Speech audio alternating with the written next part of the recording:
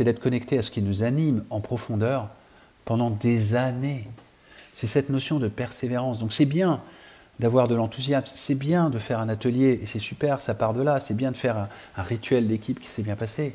Non, ce qui est encore mieux, c'est d'avoir cette volonté de tenir pendant des mois, des années, tout en sachant que ça ne va pas être la même chose, ça ne va pas être une routine, mais qu'on va évoluer.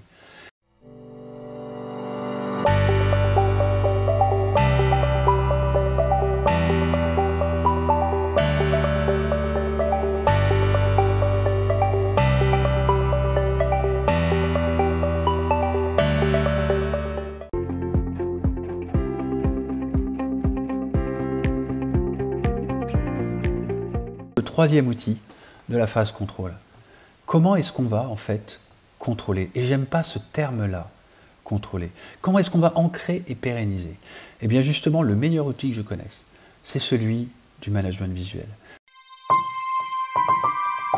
Mais pas un tableau de bord de management visuel. Un management visuel qui permette de piloter ensemble, comme dans un cockpit où on a plusieurs copilotes. Et on est tous copilotes de l'avion pour pouvoir avancer au sein d'une équipe. Et c'est pour ça que dans le Lean Six Sigma Flash, c'est vraiment génial d'imaginer que nous allons pouvoir, dans notre management visuel ou dans notre rituel d'équipe, pouvoir intégrer les améliorations dont nous avons parlé. Et comment est-ce que nous allons pouvoir garantir dans la durée qu'elles sont mises en place. Alors souvent, la phase contrôle dans un projet Lean Six Sigma, Green Belt, Black Belt, est résumée par ce qu'on appelle un plan de contrôle. Et c'est bien, et c'est pertinent. Et comment est-ce qu'il fonctionne?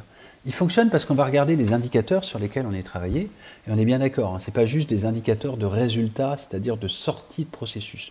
Par exemple, un processus de formation, un indicateur de résultat, ce serait la durée de la formation, le nombre de vidéos, le nombre de quiz qui est mis dedans. Mais un indicateur de pilotage ou interne, en fait, c'est la fréquence à laquelle les informations sont remplies dans par exemple le LMS, le Learning Management System, l'outil digital de pilotage.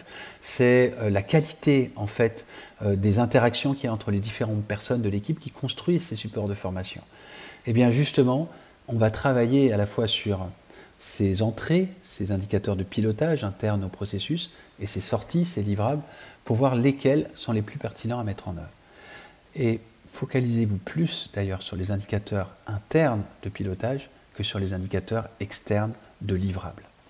Eh bien, le plan de contrôle va prendre ces indicateurs internes et ou externes et va dire mais comment est-ce qu'on va s'assurer qu'ils fonctionnent. Et vous le voyez ici sur le tableau, on va définir le système de mesure, la fréquence de mesure, les limites supérieures de contrôle comme une carte de contrôle pour voir à partir de quel moment est-ce qu'il faut réagir ou pas. Donc c'est comme si on avait en fait une checklist de l'ensemble des indicateurs que l'on va suivre et un plan de réaction à partir du moment où les limites sont dépassées. C'est pertinent. Mais qui va le suivre en fait, ce plan de contrôle? Vous redonnez la fiche à un manager et il se débrouille? Non, parce que le vrai problème, c'est l'appropriation. Vous avez beau avoir fait le meilleur projet Lean Six Sigma du monde, Green Belt ou Black Belt, et j'en ai fait des dizaines, j'en ai coaché aussi des dizaines, et j'ai vu combien, en fait, la difficulté d'un projet Lean Six Sigma, Green Belt ou Black Belt, c'est pas le projet. C'est ce qu'il en reste au bout de 6 mois, 1 an, 3 ans. Parce que souvent, le Green Belt et le Black Belt, avec la meilleure intention du monde, dans son expertise, fait son travail, mais comme il est plus technicien ou à la rigueur chef de projet que dans l'humain et dans le relationnel, en tout cas la plupart des Green Belt et des Black Belt que j'ai vus, c'était plus ça, eh bien, ils font ce travail, ils le font bien, ils remplissent leur job, ils font leur plan de contrôle, ils le donnent, et ça retombe parce que, en fait, la phase contrôle, elle démarre dès la phase cadrage. Dès la phase define, on sait qu'on va améliorer le process et qu'on va le ramener avec les opérationnels. Donc il faut faire le lien avec eux. On n'est pas juste un chef de projet qui passe, qui fait son job d'amélioration et qui repart. On crée un vrai lien. On les aide, on travaille avec eux, on crée une équipe pendant 6 mois, 9 mois ou quelques semaines dans le cadre de Lean Six Sigma Flash. Et c'est ça qui fait la différence. Et pourquoi je vous en parle maintenant ? Parce que c'est la meilleure clé pour construire un management visuel, c'est s'intégrer dans le management visuel de l'équipe, même s'il n'existait pas, de le proposer, de le faire évoluer. Alors pourquoi c'est si important de pérenniser? Et je fais le parallèle avec une vidéo qui m'est très chère, c'est un peu comme la vidéo de Simon Sinek sur le pourquoi, comment, quoi. Ici c'est la vidéo d'Angela Duckworth, qui est une psychologue qui a étudié c'est quoi le facteur numéro 1 qui permette à une personne de réussir.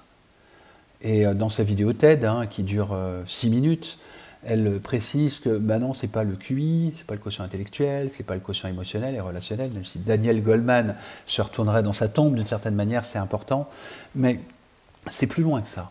C'est ce qu'elle appelle le grit en anglais, G-R-I-T, ou la ténacité, ou la niaque.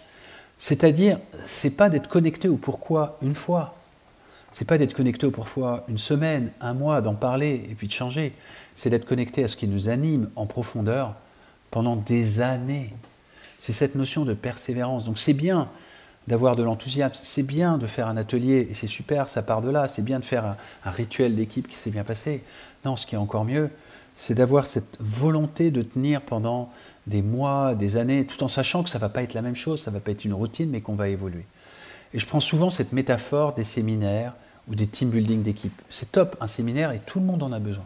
Encore plus en ce moment, en période Covid. On a tous besoin de sortir, de se rafraîchir les idées, de passer un bon moment. Ok, et de le faire même à distance, ce qui est le cas de certains séminaires aujourd'hui. Et c'est très bien parce que ça apporte un certain besoin. Et souvent, pendant ce moment-là, c'est un instant un peu plus magique où on se libère un peu plus, on passe un meilleur moment, il y a des animations, il n'y a pas d'enjeu, il n'y a pas de travail. Donc ça permet un peu de se défouler et de passer un bon moment et d'avoir des très bons souvenirs. Mais souvent aussi, on prend des décisions, on planifie, allez, on est tellement bien, on est quelque part excité et on se dit ça va, allez, on va mettre ça et ça et ça et ces plans d'action en place. Et puis ça ne tient pas. Parce que la semaine d'après, vous devez rattraper le temps que vous avez passé en séminaire, et puis vous avez pris des décisions ou des intentions qui sont peut-être trop ambitieuses. Peut-être 1 heure tous les jours ou 1 heure par semaine, et même ça, vous n'arrivez pas à le tenir dans la durée, donc vous avez le sentiment que le séminaire n'a pas servi. Et c'est exactement la même chose qu'on peut ressentir sur un atelier Lean Six Sigma ou sur un projet Lean Six Sigma à moindre échelle. Eh bien, l'idée, c'est peut-être d'être moins ambitieux avec le Lean Six Sigma Flash, de faire des points plus réguliers mais plus courts. Et c'est l'état d'esprit qu'on va retrouver dans l'animation intervalle court. C'est cette métaphore en fait du pilote, l'animation intervalle court, le management visuel. Vous êtes un pilote et vous faites Paris-New York ou Paris-Chicago. Imaginons que dans ce vol qui va durer 8 heures, c'est pour ça que je prends Paris-Chicago, eh bien vous êtes le pilote d'avion. De quoi vous vous assurez avant de partir et pendant le vol pour être sûr que vous atteigniez votre objectif qui est d'être à 8 heures à New York ou à Chicago. Eh bien, posez-vous cette question. Et je pose systématiquement la question à une équipe. Qu'est-ce qu'on met en place pour garantir qu'on va atteindre notre objectif? Alors évidemment, dans les réponses, il y a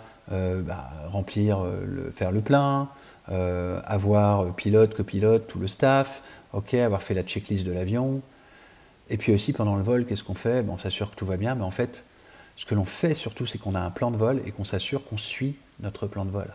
En d'autres termes, il y a le choix d'être soit à gauche, de subir les événements, de ne pas piloter un plan de vol et de constater à l'arrivée qu'on a atteint l'objectif ou pas. Et imaginons qu'on n'atteigne pas l'objectif, c'est quand même grave en tant que pilote, on peut tomber dans l'océan, ou alors arriver à une autre ville, un peu avant, comme Boston, au nord-est de New York, atterrir, et du coup gérer la difficulté de déplacer les passagers, gérer qu'est-ce qui s'est passé, mais on n'a aucune information. Et bien justement, l'AIC, l'animation intervalle court, le management visuel va mettre en place, comme dans tout plan de vol, une vérification régulière qu'on suit le plan de vol.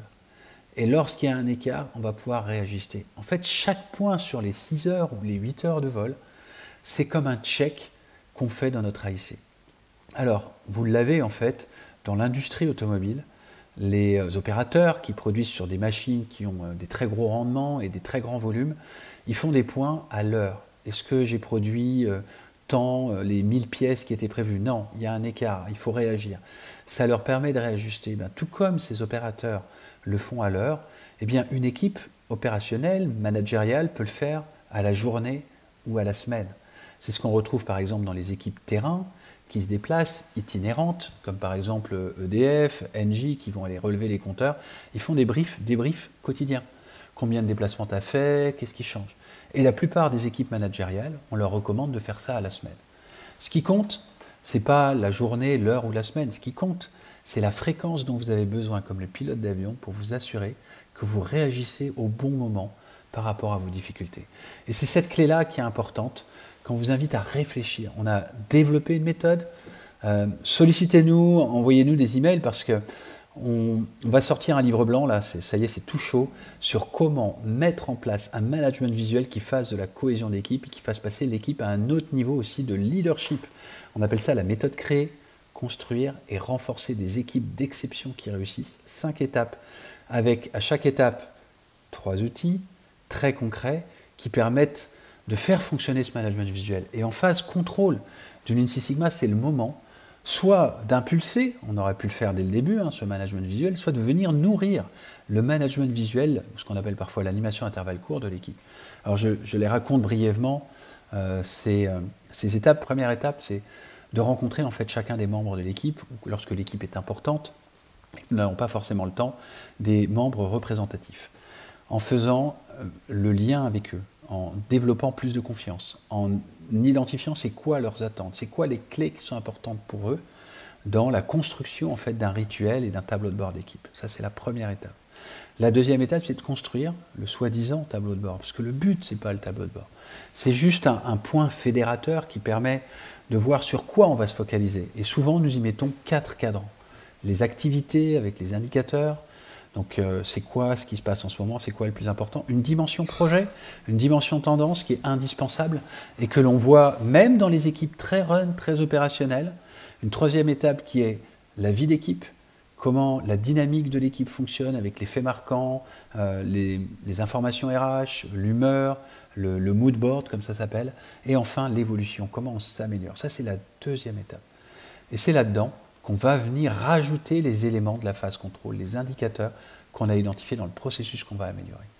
La troisième étape, c'est comment est-ce qu'on développe cette dynamique d'équipe, avec notamment des rôles partagés, les 5 rôles que nous avons vus sur le Lean Six Sigma Flash, le rôle d'entrepreneur, la phase define, le rôle de chef d'orchestre, la phase mesure, le rôle d'innovateur avec la phase analyse, le rôle de performeur avec la phase improve et le rôle d'influenceur avec la phase contrôle. Et en fait, ces rôles, nous pouvons les faire tourner avec des rôles dans une réunion, notamment une réunion d'équipe, un rôle de scribe qui permet de noter les points importants, de formaliser, un rôle de gardien du temps qui est garant de la bonne dynamique, un rôle de pousse-décision qui va pousser les bonnes décisions pour que l'équipe prenne les bonnes décisions, un rôle aussi de vraie dynamique en fait en termes d'innovation pour remettre les causes, et enfin aussi un rôle de pouvoir garantir que l'équipe avance, un rôle d'animateur.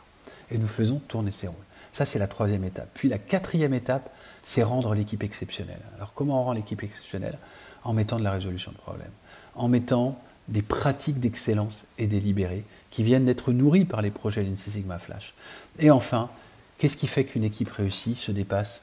Eh bien, c'est justement cette notion de partager au-delà de nous-mêmes, développer les compétences et les diffuser au sein de l'organisme. Voilà, donc les AIC se mettent en place à tout niveau dans les organisations et identifier maintenant, tiens, comment vous allez appliquer votre AIC dans le cadre de votre projet Lean Six Sigma Flash. S'il n'y en a pas, vous en mettez un. Et vous voyez que votre plan de contrôle du projet Lean Six Sigma Flash, il va venir alimenter cette dimension de la méthode créée de votre management visuel.